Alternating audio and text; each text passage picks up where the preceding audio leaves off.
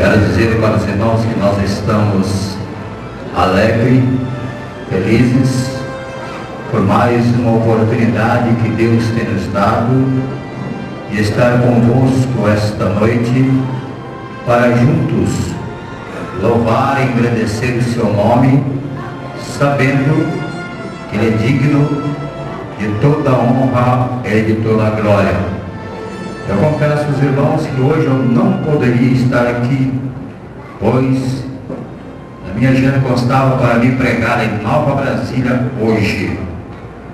E depois desse compromisso eu recebo o convite do meu filho que hoje seria um culto de ações de graça pelo seu aniversário que aconteceu no dia 17 e pediu-me que eu não poderia deixar de estar aqui.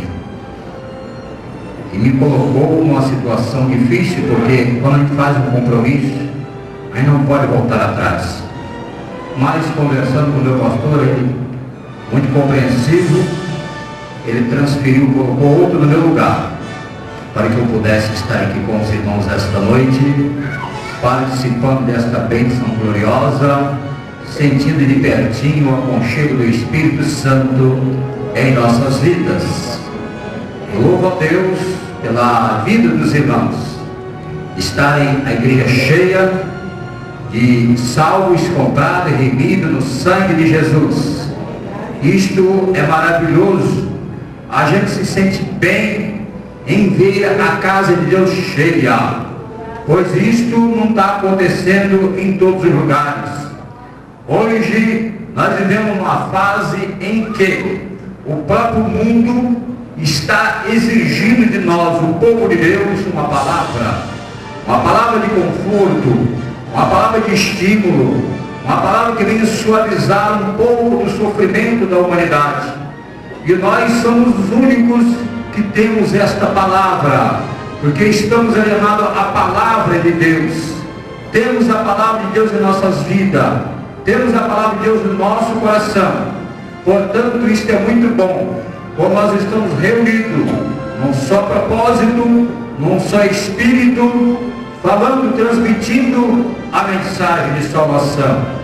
Eu quero dizer para os irmãos que a mensagem que vou pregar esta noite não é diferente daquelas que vocês têm ouvido aqui do vosso pastor e de todos os obreiros. Não, é a mesma palavra, é o mesmo assunto, é a mesma coisa em que sempre estamos falando a respeito da volta de Jesus. Porém, eu quero tomar no livro do evangelista São Lucas, no capítulo 16 e verso 19, que diz o seguinte: ora, havia um homem rico, vestia-se de púrpura, de linho finíssimo, e vivia todos os dias regalada esplendidamente. Havia também um certo mendigo chamado Lázaro, que jazia cheio de chagas à porta daquele, e desejava alimentar-se com as migalhas que caíam da mesa do rico, e os próprios cães vinham a deles as chagas. E aconteceu que o mendigo morreu e foi levado pelos anjos para o seio de Abraão. Morreu também o rico e foi sepultado.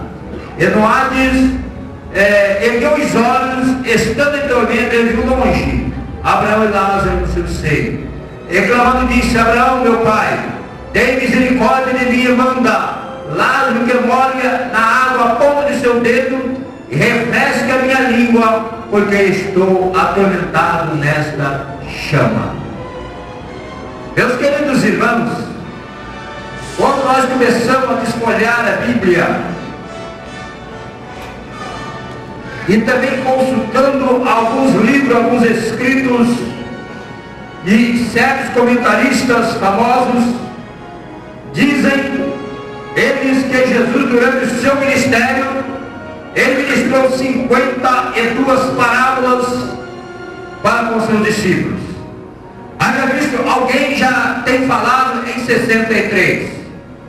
Mas nós, desfolhando a Bíblia, nós encontramos no livro de Lucas 19 parábolas, no livro de Mateus tem apenas 12 parábolas, no livro de Marcos 5 parábolas, e no livro de João não faz diretamente comentário a respeito de parábola.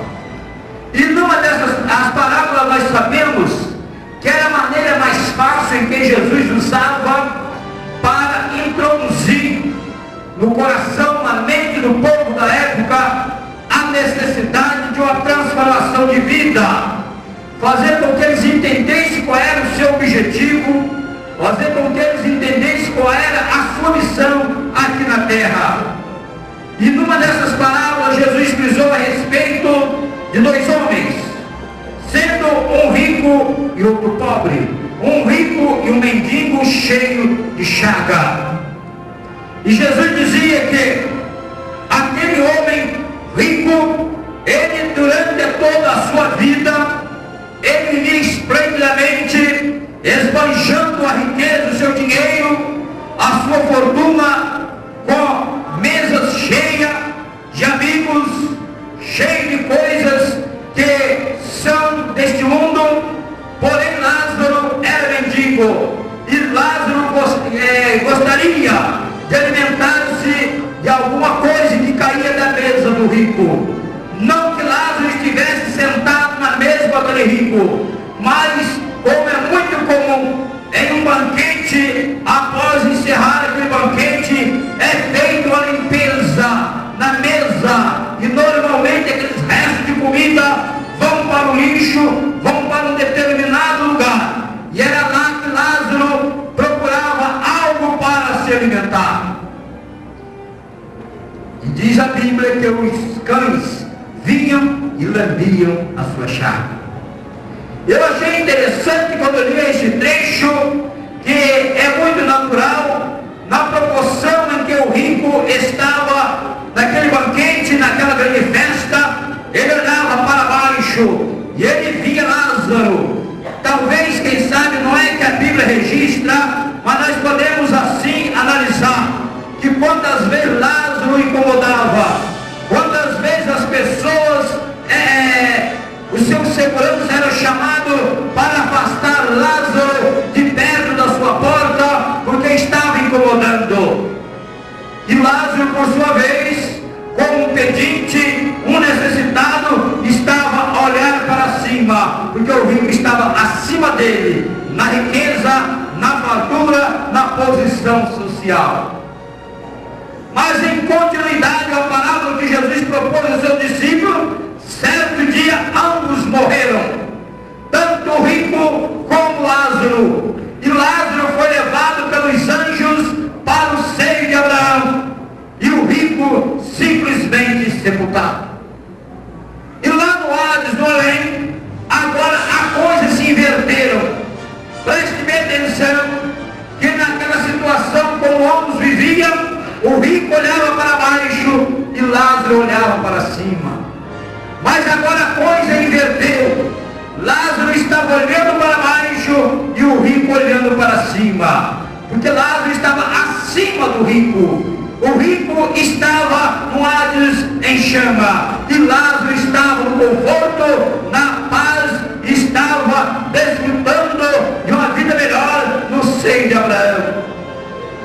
E Lázaro, o rico, quando enxergou Lázaro no seio de Abraão, embora distante, ele fez uma petição: Pai Abraão, manda que Lázaro molhe a ponta do seu dedo e refresque a minha língua, porque estou em chama.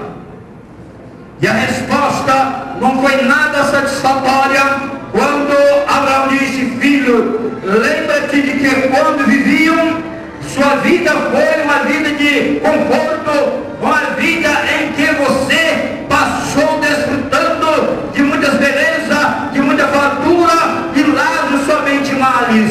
Agora você é atormentado, mas Lázaro é confortado, Lázaro está na bênção. Mas mesmo assim, aquele homem insistia dizendo: então, pai Abraão, manda que alguém vá lá na terra, porque eu tenho ainda 5 irmãos, e diga a eles que mude o seu padrão de vida, mude a maneira de viver, tenha uma vida de fé, uma vida de esperança, para que não venha com esse tormento. Mas o pai Abraão disse: olha, lá está Moisés e os profetas. Se eles não crerem em um desses que lá estão, muito menos de um outro que vai para lá. Meus queridos irmãos, o que eu quero dizer com isto, que muitas